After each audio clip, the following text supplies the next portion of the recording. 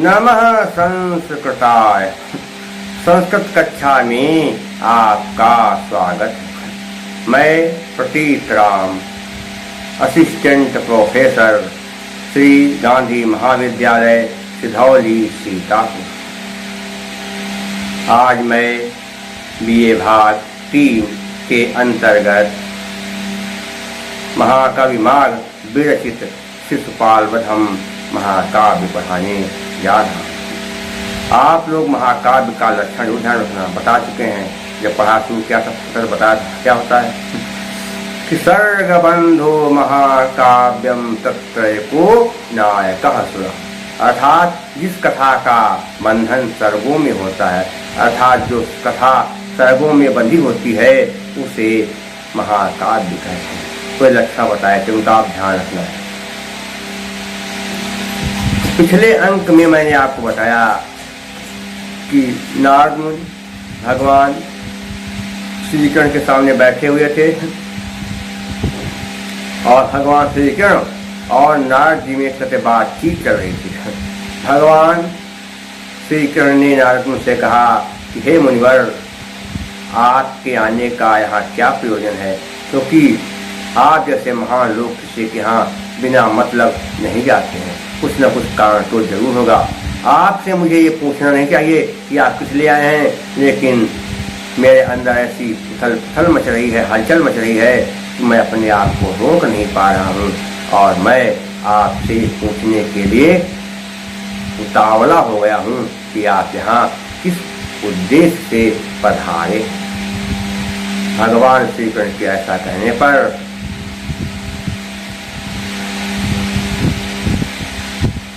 नारद जी भगवान श्री कृष्ण से कहने लगे कि हे भगवान, इति ब्रुवन्तं तमुवाच सव्रती, इति ब्रुवन्तं तमुवाच सव्रती, न वाच्यमित्थं पुरुषोत्तम त्वया, त्वमेव साक्षात् करणीय इत्यतः किमस्ति कार्य गुरु योगिनामपि। इत्थम मैं कहते ऐसा, भगवंतम बोलते हुए, तब मैं कहते उनसे, वाच में कहते कहा, व्रती नारद मुनि ने, नारद मुनि ने क्या कहा कि ना मैं नहीं वाच्यम कहना चाहिए। इत्थम इस प्रकार से पुरुषोत्तम की हे पुरुषोत्तम की हे भगवान, पुरुषों में जो कहते उत्तम है, त्वया तुम्हारे द्वारा। उनके ऐसा बोलते ही, भगवान श्री कृष्ण के ऐसा बोलते हुए ही कि मैं आज से कुछ पूछने के लिए उतावला हो रहा हूँ, ऐसा उनके कहते बोलते हुए ही उन व्रती या महान तपस्वी नारद मुनि ने कहा कि हे पुरुषोत्तम, आपको या तुम्हें ऐसा नहीं कहना चाहिए कि मैं उतावला हो रहा हूँ। क्यों? क्योंकि तुम ही कहते हैं साक्षात्कारणी, तुम ही साक्षात्कार करने योग, क्योंकि तुम जो है दर्शन के योग्य हो, तुम्हारा दर्शन मिल जाए समझ लो जीवन धन्य हो गया। इत्यतः क्या हुआ? धन अतः, अर्थात इससे बढ़कर जैसे ज्यादा कि मन क्या कहते है कार्य का अर्थ कि काम, गुरु मन बड़ा, योगी नाम अति, योगियों को अब मने भी, योगियों को भी। भगवान श्री कृष्ण के ऐसा कहते हुए कि हे मुनिवर, मैं आपसे यह पूछने के लिए बहुत उतावला हो रहा हूँ कि आप यहाँ किस उद्देश्य से पधारे हैं। ऐसा भगवान श्री कृष्ण के पूछते हुए ही या बोलते हुए ही महान तपस्वी नारद जी ने भगवान श्री कृष्ण से कहा कि हे पुरुषोत्तम, हे भगवान, तुम्हें ऐसा नहीं कहना चाहिए, क्योंकि तुम ही तो साक्षात्कार करने योग्य हो, तुम्ही से तो मिलने की इच्छा होती है और मुझ जैसे योगियों को इससे बड़ा और भी क्या काम हो सकता है। आपके दर्शन हो जाएं, यही मेरा सबसे बड़ा काम है, यही मेरा सबसे बड़ा यहाँ आने का उद्देश्य है। थोड़ा सा कक्षा में देख लीजिए कहाँ पर क्या है। पुरुषोत्तम, पुरुष धन उत्तम, आध गुणा से क्या हो गया कि ऊ का ओ बन गया, हो गया पुरुषोत्तम। पुरुषेषु उत्तमः, सप्तमी तत्पुरुष समास है कि पुरुषों में उत्तम। करणीय में कहते क्या होगा, अनियर प्रत्यय है, गुरु में को प्रत्यय है, और इसके अलावा वृत्ति में इन्हीं प्रत्यय है, गुरु में को प्रत्यय। अलंकार कौन सा होगा कि तुम ही साक्षात्कार करने योग्य हो, इसीलिए अब तुम्हें कुछ नहीं कहना है, कार्य कारण दोनों से क्या हो जाएगा कि हे तो वाक्य पदार्थत्वे काव्यलिंगम निगद्यते औजतौ तु वंशस्थ मुदीरितम जरो। और प्रसाद गुण वैदर्भी रीति है, शांत रस है, भारती वृत्ति है।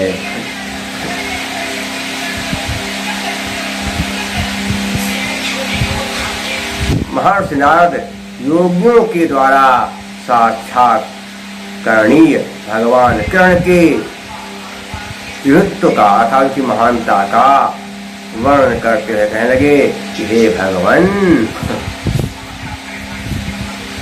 उदीर्ण राग प्रतिरोधकम, उदीर्ण राग प्रतिरोधकम जनये अभीक्षणम अक्षुणतयाति दुर्गमम उपेयसु मोक्ष पथम मनस्विनः उपेयुषो मोक्ष पथम मनस्विनः त्वमग्रभूमिर्निरपाय संशया। कि उदीर्ण राग की उदीर्ण माने बढ़ गई हैं, राग माने विषय की अभिलाषाएं, बढ़ गई हैं विषय की अभिलाषाएं। विषय कौन कौन से, शब्द स्पर्श रूप रस गंध, क्या है विषय, बता सकते कई बात करते हैं। शब्द क्या है, हर प्राणी चाहता है कि हमको सुंदर शब्द जो हमारे कानों को अच्छे लगे, ऐसे शब्द हमको सुनने को बार बार मिले। स्पर्श हमको हर प्राणी चाहता है कि हमको वो सुनने को मिले, स्पर्श करने को मिले जिसको छूने में मुझको आनंद आए, मजा आए, वो क्या स्पर्श। रूप, आँख हमेशा ये चाहती है कि हमको जो चीज़ सुंदर लगती है, जो सुंदर लगे वही हमारे आँख के सामने हमेशा रहे, हर क्षण हमारी आँख के सामने से मच जाए। रस, शब्द स्पर्श रूप हो गया कहते रस। जीवा हमेशा चाहती है कि हमको मन पसंद चीज खाने को मिले, मन पसंद चीज पीने को मिले, तो उसमें रस मिलता, आनंद आता है, तो क्या विषय है। गंध, नाक चाहती है हमेशा वही चीज सुनने को मिले, वही हमारी नाक के अंदर प्रवेश करे गंध जो हमको अच्छी लगे, तो क्या है 5 विषय। तो बढ़े हुए विषय की, बढ़े हुए विषयों को जो प्रतिरोध कम रोकने वाली है, क्या कह सकते हैं कि बढ़े हुए विषयों की अभिलाषाएं हैं जिसमें क्या है प्रतिरोध का माने बाधक। जब विषय बढ़ जाए तो उसमें जो बाधा पैदा कर, अर्थात बढ़े हुए विषयों की अभिलाषाओं को पूरा करने में जो बाधा बनती हैं, जनैर नहीं जनैह, क्या होगा लोगों के द्वारा से कारा बन गया। अभीक्षण लगातार, अक्षुण क्या होगा अक्षुणतया का क्या हो गया कि अभ्यस्त न होने से, अभ्यास न करने से, अति दुर्गमम अधिक कठिनाई से जानने योग्य, चाहे कि उपेयसु माने प्राप्त करने वाले, मोक्ष पथम मोक्ष के रास्ते को, मार्ग को, मनुष्य कहते हैं महान लोगों को। तो मैं तुम्ही क्या है अग्र भूमि प्राप्त के स्थान हो, निरपाय संशय अर्थात पुनरावृत्ति से रहित प्राप्त वाले कि बार बार एक बार प्राप्त कर ले तो दोबारा प्राप्त करने की जरूरत न पड़े। पुनरावृत्ति तथा एक बार प्राप्त करने पर दोबारा प्राप्त करने की जरूरत ना पड़े। ये हो गया कि बस जब विषयों की चाह बहुत मन में बढ़ जाए और उन विषयों के बढ़ने से जो वस्तु हमें मिलनी चाहिए वो मिलने में बाधा पैदा हो जाए, और बार बार अभ्यास न करने के कारण जो लोगों को जल्दी से मिल नहीं पाता है और जिसको लोग जल्दी जान नहीं पाते हैं, उस मोक्ष के मार्ग को केवल मनुष्य पुरुष ही प्राप्त कर पाते हैं, और वो तब तक नहीं प्राप्त कर पाएंगे जब तक आपकी कृपा उनके ऊपर नहीं होगी। इसलिए हर जो है मनुष्य चाहता है कि उन्हें आपके दर्शन हो जाए और उन्हें मोक्ष की प्राप्ति हो जाए, जिससे उनको संसार के बंधन में दोबारा न बंधना पड़े, उनको जन्म मरण के बंधन से मुक्ति मिल जाए। और क्या हो गया कि विषयों के बढ़ जाने से जिस कार्य को पूरा होने में बाधा पड़ जाती है, अधिक अभ्यास न हो। कौन सा अभ्यास? अष्टांग योग। योग साधना के अंगों का अधिक अभ्यास न होने से जिसको कठिनाई से समझा नहीं जा सकता है, जिस मोक्ष के रास्ते को जान नहीं जा सकता है, उसको केवल मनुष्य लोग ही जान पाते हैं, और मनुष्य लोग तब जान पाते हैं जब आपकी कृपा उनके ऊपर हो जाती है, आपके दर्शन उनको मिल जाते हैं, तभी मनुष्य लोग मोक्ष के मार्ग को पाते हैं। और मनुष्य लोग जो मोक्ष के रास्ते को पाते हैं तो उनकी इच्छा में सही रहती है कि हम दोबारा जो है इस जन्म मरण के बंधन में न पड़े, और हम इस मोक्ष के रास्ते पर आ गए हैं तो हमारे जन्म मरण के बंधन से मुक्ति मिल जाने वाला परम धाम मिल जाए। इसका अर्थ क्या है? कहाँ पर क्या है? अक्षुण रतया, अक्षुण रतयात। तो यहाँ पर क्या? हता श्रवणे दीर्घा। और क्या है इसके अलावा देखेंगे ध्यान से, अगर इसमें कौन सा संधि कहाँ पर क्या बनेगी। जनरल में बता चुके हैं, जनय है, धन अभीक्षण, सर्ज सोरु संधि है, और भूमि निरपाय। भूमि नहीं, भूमि निरपाय। सर्ज सोरु से विसर्ग का रा बन गया। समास देखें कहाँ पर है? उदीर्ण राग प्रतिरोधकम उदीर्णश्चासो रागश्चेति, या उदीर्ण राग उदीर्णश्चासो रागश्चेति। उदीर्ण राग कर्मधारय समास हो गया है। और क्या बनेगा इसमें देखना क्या? मोक्ष पथम में क्या है? मोक्षस्य पथम षष्ठी तत्पुरुष समास। निरपाय संस्करण में क्या बनेगा? निर्गतः अपायः यस्मात् स बहुव्रीहि समास है। और इसके अलावा प्रत्यय कहाँ देखना है? रागा में क्या है? राग में घई प्रत्यय होता है। प्रतिरोधकम में रणउल। हाँ, जिन शब्दों के बता चुके हैं, जिन शब्दों के अंत में अकह आ जाए, क्या जाए? अकह, वहाँ पर रणउल प्रत्यय होता है। आप प्रत्यय ज्ञान जब पढ़ेंगे तो समझ जाएंगे सब बातें, क्योंकि काल प्रयोजन का जो मेरा वीडियो है उसको आप भली बात देख लेंगे, उसमें आपको प्रत्यय ज्ञान आराम से मिल जाएगा। केवल 28 प्रत्यय, 28 प्रत्ययों को पढ़ करके आप जो है प्रत्यय का बहुत सारा ज्ञान प्राप्त कर लेंगे। वही पढ़ लीजिए, उसमें मिल जाएगा आपको। प्रतिरोधकम में क्या है? रणउल प्रत्यय। और निरपय संशया में, निरपाय संशया में क्या होगा? घई प्रत्यय, इस तरह से प्रत्यय है। और अलंकार क्या हो जाएगा? ध्यान देना, क्या कौन सा अलंकार बनेगा? समासोक्ति अलंकार है। परोक्ति भेद कह श्रीश्चय है समासोक्ति। श्लेष युक्त विशेषणों के द्वारा जब किसी विषय का कथन होता है तो वहाँ पर समासोक्ति अलंकार होता है। अगर कभी इसको आप न लगाएं तो हमारा कौन सा? कि उक्तैर विशेषणैः साभिप्रायै सपरिकरोमतः। और प्रसाद गुण है और पांचाली ध्यान रखना है कि समस्त पंचशपदो बंधः पांचाली कामता। और वंशस्थ छंद है। बोला।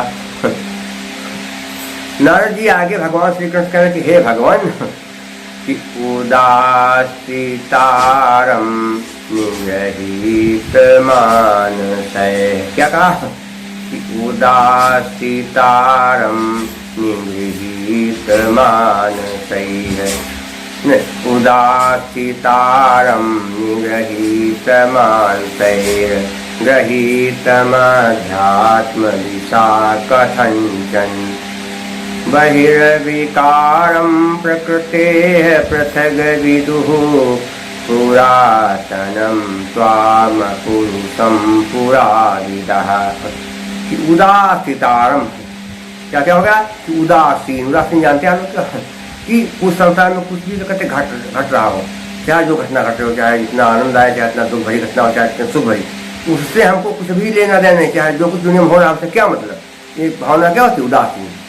कुछ भी घटे हमको कोई मतलब कुछ नहीं है, संसार में कुछ भी घट रहा हो हमसे उससे कोई मतलब न हो, तो क्या कहलाती भावना? उदासीन। तो उदासीन है उदासीन। निगृहीत मानस का क्या कि वश में रखने वाले, किसको? मानस मन, मन को, मन को वश में रखने वाले योगियों से ग्रहित, ग्रहण किए गए या साक्षात्कार किए गए अध्यात्म सदृशा, अर्थात आध्यात्मिक दृष्टि के द्वारा, कथंचन किसी प्रकार से, बहिर्विकारम, बहिर्विकार किसे कहते हैं? जो कहते हैं कि महातबोधि और पंच तन्मात्राएं, पंच महाभूत, 11 इंद्रियां, सब क्या है? पंच जो है क्या कहते हैं? वो कहते हैं महद विकार। प्रकृति की, प्रकृति कौन है? त्रिगुणात्मिका प्रकृति, इसमें तीनों गुण है ऐसी प्रकृति। पृथक है विदु, पृथक में अलग अलग, अलग विदु मन क्या कहते होगा कि जानते हैं। पुरातनम, पुराण, सबसे प्राचीन। तो मैं तुमको पुरुषम माने पुरुष, पुराविदा, पुराविदा कहते हैं पूर्वज्ञ, या जो कहते हैं सबसे पहले मुनि हुए प्राचीन काल। पूरा क्या हुआ है कि प्राचीन काल में जो कपिल, वशिष्ठ आदि ऋषि मुनि हुए, वह अपने मन को अपने वश में रखने वाले थे। प्राचीन काल के कपिल, अत्रि, वशिष्ठ आदि ऋषि मुनि अपने मन को वश में रखने वाले थे। और ऐसे योगी, जो ऐसे योगियों ने आध्यात्मिक दृष्टि से आपका साक्षात्कार कर लिया था, आपका दर्शन कर लिया था, और फिर उन्होंने समझा कि आप जो है सारी दुनिया से उदासीन हैं, आपको दुनिया से कोई मतलब नहीं है, आप महदादि सुख दुख हानि लाभ जीवन मरण, आत्मा परम जीवन मरण और प्रकृति पुरुष पंचभूत पंच तन्मात्राएं, इनसे आप बिल्कुल अलग हैं, प्रकृति से भी अलग हैं ऐसा, और सबसे संसार में आप प्राचीन हैं ऐसा आपको ये सब ऋषि मुनि जानते हैं। क्या कहा फिर समझ लीजिएगा। प्राचीन काल के जो वशिष्ठ अत्रि कपिल आदि मुनि हुए, प्राचीन काल में वशिष्ठ अत्रि कपिल आदि जो ऋषि मुनि हुए, उन्होंने योग के द्वारा अपने मन को अपने वश में कर लिया था, और आध्यात्मिक दृष्टि के द्वारा किसी प्रकार से आपका साक्षात्कार कर लिया था, आपको प्राप्त कर लिया था। और फिर आपके बारे में उन लोगों ने समझा कि आप संसार से बिल्कुल उदासीन हैं, महदाद विकारों से अलग हैं, त्रिगुणात्मिका प्रकृति से भी आप भिन्न हैं और सबसे प्राचीन हैं ऐसा वह ऋषि मुनि आपको जानते हैं। ये देखिए अब संध्या कहाँ पर क्या है? मानसैर अग्रहीत, क्या हो जाएगा कि मानसै धन अग्रहीत, सद स्वरूप से हो गया।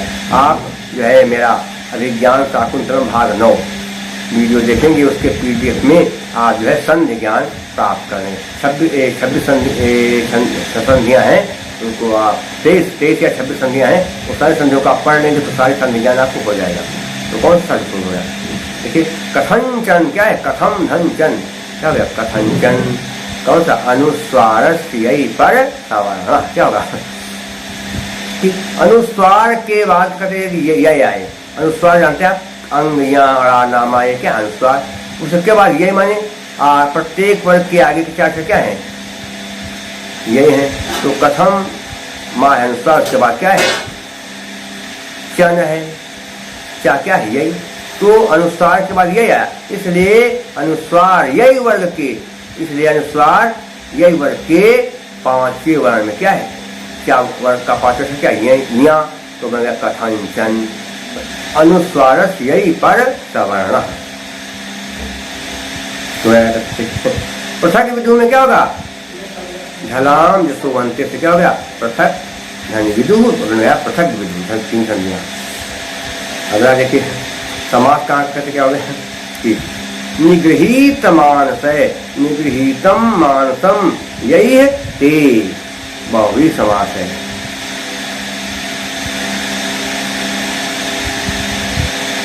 पृथक विदु अलग जानते हैं जिसको, पृथक विदु यम सह, बहुवी समास। और प्रत्यय थोड़ा देखिए क्या है? उदासितारम में क्या है? तिच प्रत्यय है। उद धन आस धन तिच प्रत्यय है। और पुरातनम में ट्यू प्रत्यय भी होगा। और अगर देखा जाए तो इसमें जो है लिख हो नहीं पाएगा, क्योंकि धातु नहीं, इसलिए लिख नहीं होगा।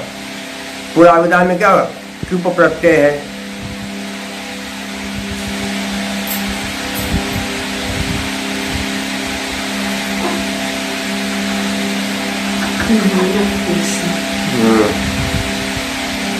तो ये हो गया। अलंकार कौन सा है कि आपको प्राचीन काल के ऋषि जानते हैं और उन्होंने आपका साक्षात्कार किया। उसका कारण क्या था? अध्यात्म योग, आध्यात्मिक दृष्टि। इसलिए क्या होगा? हे तो पदार्थत्वे काव्यलिंगम निगद्यते। और जतौ तु वंशस्थमुदीरितं जरो, और वंशस्थ छंद है। प्रसाद गुण वैदर्भी रीति भारती व्रत और शांतरस है।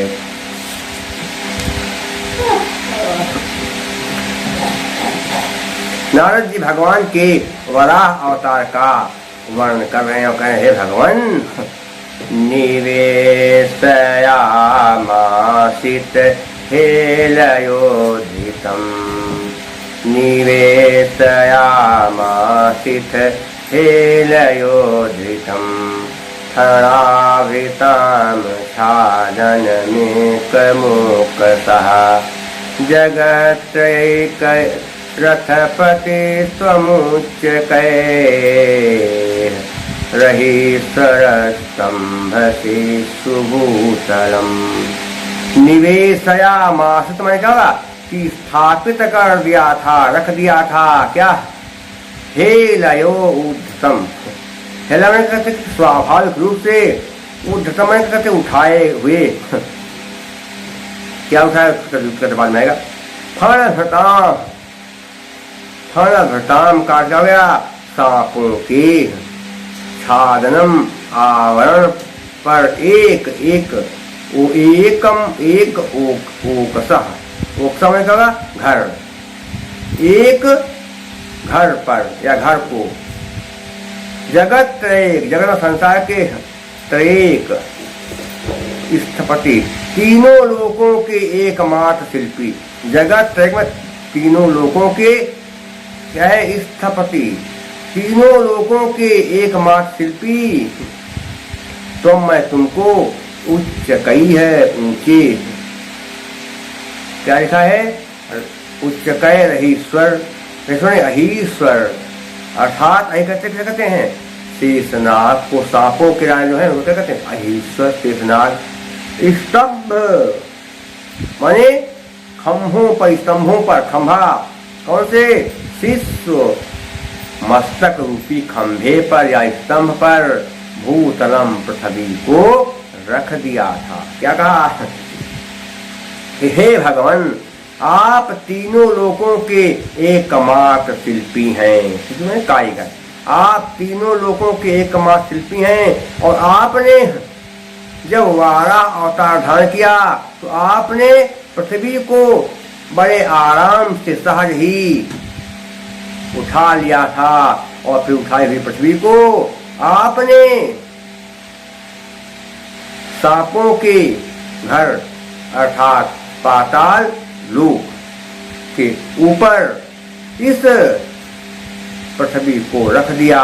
और पाताल लोक में थे शेषनाग जी, वो अपना फन को उठाए हुए थे, तो आपने उस पृथ्वी को उठा करके शेषनाग जी के ऊंचे उठे हुए फनों के ऊपर रख दिया था, स्थापित कर दिया था। क्या हो गया पूरा अर्थ कि हे भगवान, आप तीनों लोगों के एकमात्र शिल्पी हैं। जब आपने वाराह अवतार धारण किया था तो आपने पृथ्वी को स्वाभाविक रूप से पाताल लोक से ऊपर की ओर उठा लिया था। पाताल लोक से उसे आप ऊपर उठा लाए थे। और फिर क्या किया आपने, उसे उठा करके आपने शेषनाग जी के ऊंचे उठे हुए फनों के ऊपर उस पृथ्वी को रख दिया था। एक बात जानिए कि हे भगवान, आप तीनों लोगों के एकमात्र शिल्पी हैं। जब आपने वाराह अवतार धारण किया तो आपने हिरण्याक्ष का वध किया।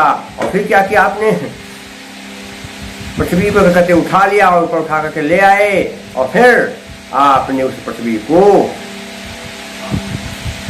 शेषनाग जी के ऊंचे उठे हुए फनों पर रख दिया अर्थात। और क्या किया, एक प्रकार से पृथ्वी को जो है पाताल लोक का आवरण बना दिया और शेषनाग जी के फल को ढक दिया था। ऐसा नारद ने भगवान श्री कृष्ण से कहा।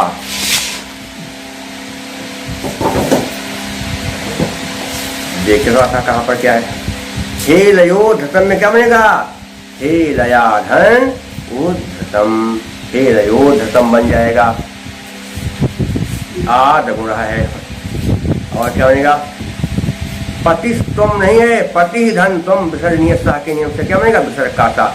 यदि विसर्ग के बाद खर अर्थात किसी और का पहला दूसरा अक्षर हो तो संधि करने पर विसर्ग के स्थान पर सा बन जाता है, बनेगा पति तुम विसर्जनीय सह। और उच्चकय रहीश्वर नहीं, उच्चकय धन ईश्वर सल स्वरूप से विसर्ग का रा बन गया। बता चुके कई बार। यदि आकार को छोड़कर किसी स्वर के आगे विसर्ग हो, उसके बाद कोई स्वर हो या किसी वर्ग का तीसरा चौथा पांचवा अक्षर हो या रावा हा हो तो संधि करने पर विसर्ग के स्थान पर रा बन जाता। सर्व समाधि के कहा गया। जगत त्रयेक स्थपति जगताम त्रयम, जगत त्रयस्य एक स्थपति षष्ठी तत्पुरुष समास। या इसको क्या करते हैं आप, देखना दूसरा देख लीजिए क्या है। अहीश्वर बहुत आसान, अही नाम ईश्वरा, अहीश्वरा षष्ठी तत्पुरुष समास है। और प्रत्यय कहाँ है, निवेशया मासित में क्या होगा, लिट लकार है। उद्धतम में उद धन धी धन कत। और फणाभृतान में प्रत्यय है। और छादनम किसी क्रिया के अंत में अगर आ जाए, अनम आ जाए, किसी क्रिया वाला कोई शब्द हो, कोई धातु हो, उसमें लिखा हो अनम पठनम ज्ञानम लेखनम, तो क्या हो, तो उसमें क्या होगा, लिट प्रत्यय। तो यहाँ क्या छादनम सिद्ध धातु है, तो छादनम में क्या है, लिट प्रत्यय है। भगवान श्री कृष्ण क्या है, तीनों लोगों के एकमात्र शिल्पी हैं। उन्होंने पृथ्वी को पाताल लोक से ऊपर उठा लिया। और तीसरा काम क्या किया कि उन्होंने शेषनाग जी के फन पर पृथ्वी को रख दिया। तो भगवान श्री कृष्ण की विशेषताएं बताई जा रही। इसलिए क्या होगा कि उक्तैर विशेषण साभिप्रायो सपरिकरो माता, परिकर अलंकार। और इसके अलावा दूसरी चीज क्या होगी, छंद कौन सा, जतऊ तु वंशथ मुदीतम जारो। इसके अलावा शेषनाग के फनों में स्तंभ का आरोप किया गया। इससे क्या होगा, रूपकं तद्भेदो उपमानोपमेयो, उपकरणकार भी है। और जतौ तो वंशस्थमुदीरितं जरो, वंशस्थ छंद है। और प्रसाद गुण है क्या? चित्तमरापनोति क्षिप्रं सुसकन्धेन मिवा नलः सप्रसादः समस्तेषु रसेषु रचनासु चा। तो सभी रसों में और सभी रचनाओं में रहे उसे प्रसाद गुण कहते हैं। और जहाँ पर समासों का अभाव हो या समास बहुत कम हो वहाँ पर वैदर्भी। यहाँ देखे समास है ही नहीं, बहुत कम है। दूसरे क्या होगा? माधुर्य व्यंजक वर्णे, माधुर्य व्यंजक वर्णे रचना ललितात्मका अवृत्तिरल्पवृत्तिरवा वैदर्भीरिष्यति, वैदर्भी भारतीय वृत्ति और शांत रस है। तो आज हम श्लोक महाकाव्य के 33 श्लोक हो गए। और मेरे विचार से चाहे कोई प्रतियोगी परीक्षा हो, चाहे कुछ हो या कोई परीक्षा में पूछा है, तो हम लगभग 20 श्लोकों से ही व्याख्या में श्लोक मिल जाते हैं। 2 श्लोक मिल जाएंगे आपको आराम से। 3 आते हैं तो 2 तो मिल ही जाएंगे आपको, 2 करना है। और जो कहते प्रतियोगी परीक्षाएं हैं उनमें भी 30 श्लोक के ही अंतर्गत पूछा जाता है, पीछे से बहुत कम पूछा जाता है। तो उसमें भी आपको ये जो है मतलब भड़काए देखा जाए तो एक तरह से हो गया है। और इसलिए अगर कोई ना पढ़ाए आगे तो कोई जरूरत नहीं है। अगर प्रतियोगी परीक्षा की हम तैयारी आपको कराएंगे तब तो हम आगे का प्रसंग आपको भी बताएंगे सब क्या है। इसलिए हमारा विचार है कि यहीं पर इसको हम जो है रोक देते हैं, इसके बाद कुछ दूसरा ग्रंथ हम आरंभ करेंगे। तो आप मेरे वीडियो को देखते हैं, इसलिए आपसे मेरा अनुरोध है कि जब आप मेरे वीडियो को देखें तो कृपया उसे आप सब्सक्राइब भी कर दें। और मेरा मोबाइल नंबर है 798 558 7339 और मेरा व्हाट्सएप नंबर है 97 93 03 47 15। शेष बातें मैं आपको अगले अंक में बताऊंगा। तब तक के लिए नमः।